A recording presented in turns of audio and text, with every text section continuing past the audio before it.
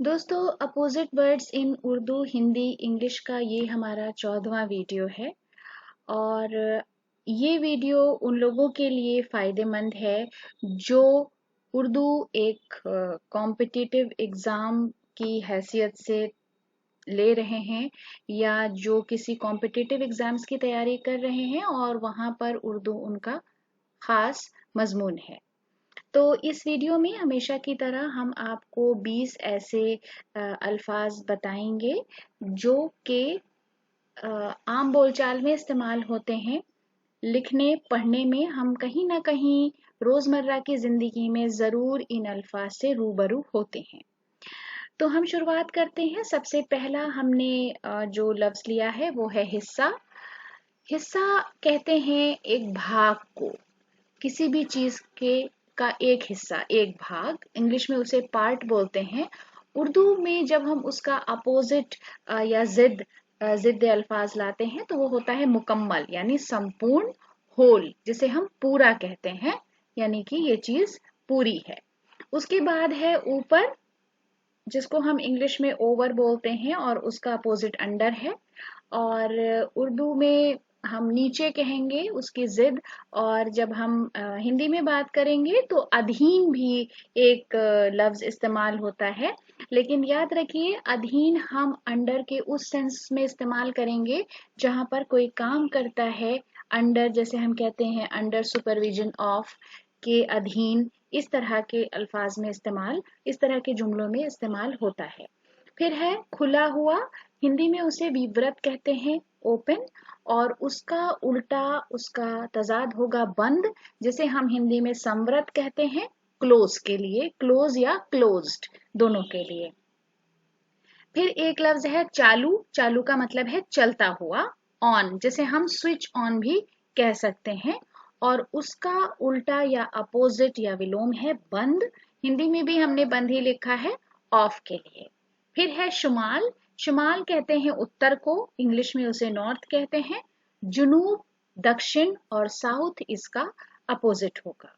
फिर है करीब यानी समीप, नियर, और उसका अपोजिट होगा दूर। हिंदी में दूरस्थ, या कभी कभी दूरगामी भी बोलते हैं, फार। फिर है अक्सर। अक्सर को हिंदी में हम प्रायः बोलते हैं फ्रीक्वेंटली, यानी वो काम जो या तो डेली बेसिस पे हो रहा है, रोजाना हो रहा है, या एक प्रैक्टिस का हिस्सा है। उसका उल्टा होगा कभी कभार, एकदा, जैसे हम एक आध बार भी कहते हैं, ऑफन के लिए। फिर है तेज। तेज यहाँ पर लाउड हमने अंग्रेजी में मतलब लिया है, जिसका मतलब आमतौर पर होता है ऊंचा स्वर, यानी ऊंची आवाज में बोलना। उसका उल्टा होगा खामोश, शांत, या क्वाइट। फिर है पहला। पहला यहाँ पर हमने फर्स्ट के सेंस में लिया है, जो है सर्वप्रथम। और उसका उल्टा है आखिरी, हिंदी में अंतिम, और इंग्लिश में फर्स्ट का उल्टा लास्ट है। फिर है पाना। पाना मिलना, गेट। देना। देना का मतलब यहाँ पर समर्पित करना भी हो सकता है, गिव। बांधना। बांधना है टाई। टाई यानी बंधन, खोलना। खोलना को हमने हिंदी में भी खोलना ही लिखा है, अनटाई के लिए। फिर है ऊंचा। ऊंचे को हिंदी में उच्च कहते हैं, इंग्लिश में हाई। और उसका अपोजिट होगा लो, यानी नीचा, हिंदी में निम्न। अंदर, आंतरिक, इनसाइड। बाहर, बाय, या कभी कभी वाई भी बोलते हैं, आउटसाइड के लिए। हंसमुख। हंसमुख का मतलब है विनोदी या विनोदपूर्ण, इंग्लिश में जिसे हम जॉली कहते हैं। और फिर है उसका उल्टा संजीदा, हिंदी में गंभीर और सीरियस। फिर है जानना। जानने का मतलब है परिचित होना, नो। और उसका उल्टा है अंदाजा लगाना, यानी जब आप किसी बात से परिचित नहीं हैं, या जानते नहीं हैं, श्योर नहीं हैं, और आप अनुमान लगा रहे हैं, गेस कर रहे हैं किसी भी बात के लिए। फिर है छोड़कर जाना, लीव, विदाई। उसका उल्टा है ठहरना, स्थगन, स्टे। धक्का देना, पुश या टू पुश, खींचना, टू पुल, दोनों जबानों में। सवाल, प्रश्न है, क्वेश्चन के लिए, और उसका उल्टा या उसका तजाद होगा जवाब, उत्तर, आंसर। सही, उचित, राइट। उसका अपोजिट है रॉन्ग, हिंदी में उचित का अनुचित और सही का गलत।